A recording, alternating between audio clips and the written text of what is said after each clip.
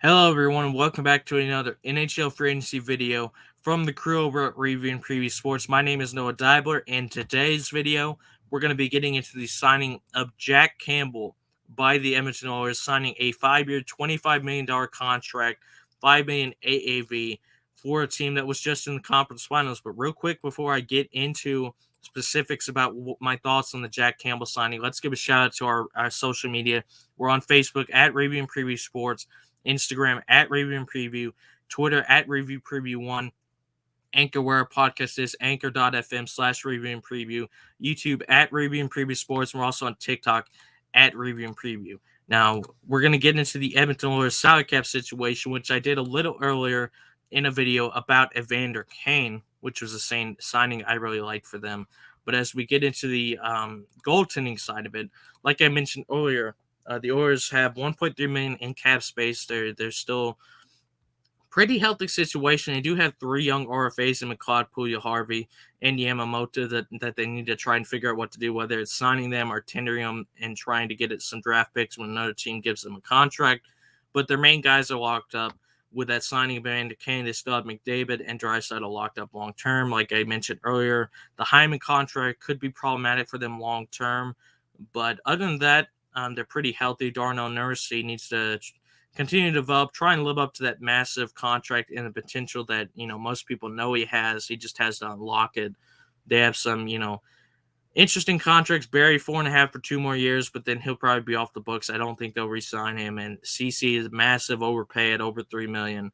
But for the most part, they're in a good situation. And getting in Jack Campbell, they had really no other goalie options. Mike Smith is on IR, and he's 40 years old. He was not great in the playoffs for him. He's on his way out the door to retirement, I think. And the thing with the Oilers is, like I mentioned earlier in my other video about them, their offense is phenomenal, but ever since, for as long as I can remember, really, they've always struggled with defense and goaltending. And they've had this, merry-go-round, rotating wheel, if you will, of goaltenders. Guys like Nikolai Habibulin, Devin Dubnyk, Cam Talbot, Mikko Koskinen, Mike Smith.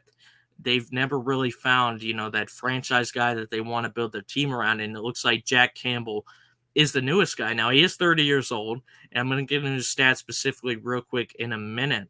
But $5 million for the next 5 years. Jack Campbell has mostly been a backup in his career, but he got his shot last year with the Toronto Maple Leafs after they let Anderson go to the Hurricanes. And he was pretty decent. I'm going to get his stats up real quick here. But like I said, for the most part, he's been a backup in his career. But last year, he got his chance, and 49 games played. He got 31 wins, 9 losses, 6 overtime losses. I don't know why it says ties. 5 shutouts. He had an 8.9 puck shares, a 9.14 save percentage, 2.64 goals against average, and for his career, 9.16 save percentage and 2.53 goals against average. But like I said, if you look at his game logs here, 31 games played in 2018, 26 in 2019, 22 in 2020. This was his first year being, starting a majority of his team's games. He's been a career backup most of his time. He got his chance last year with some more playing time, and he was pretty solid. In the playoffs, he was not as great. Now, in his defense, they were playing the Lightning, who are a phenomenal team. You win 2 Stanley Cups and you appear in 3 straight Stanley Cup finals. That team can score at will. So an 8.97 save percentage, 3.15 goals against average. It's not all on him. And the Maple Leafs, kind of like the Oilers, fantastic offense.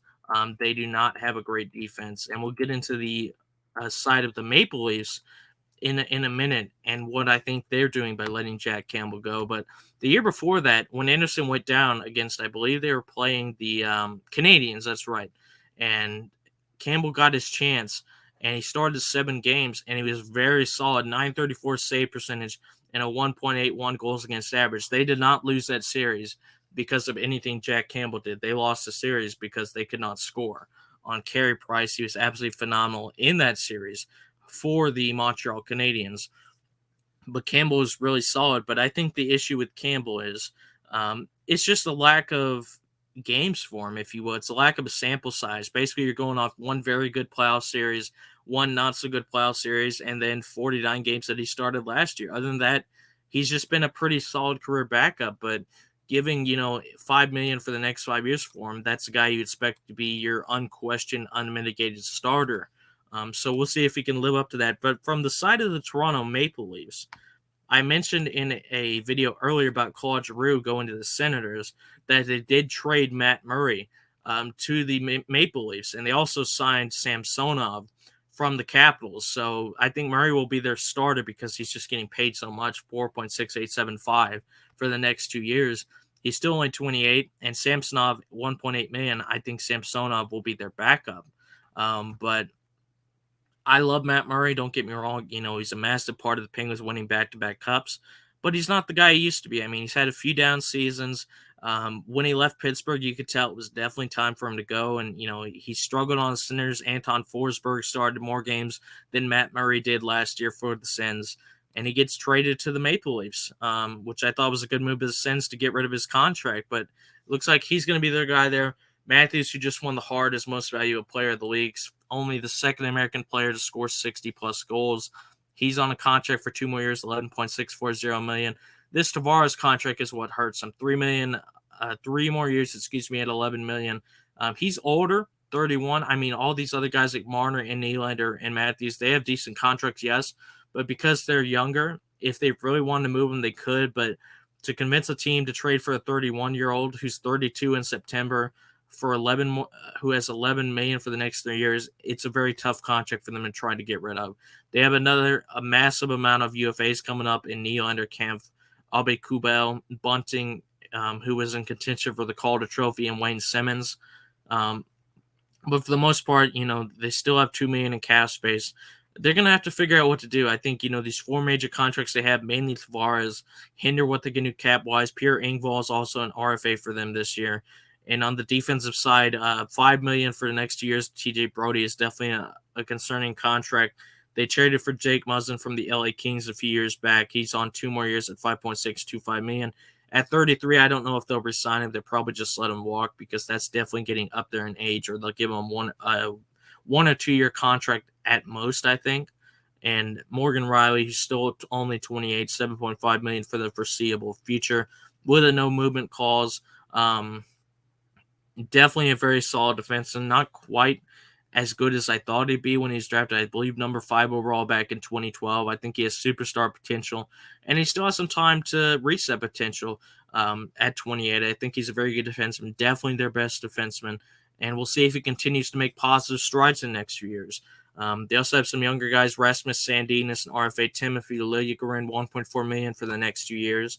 So I think for the Maple Leafs, funny enough that Campbell went to Oilers, because I think the situation for the Maple Leafs and Oilers are very similar.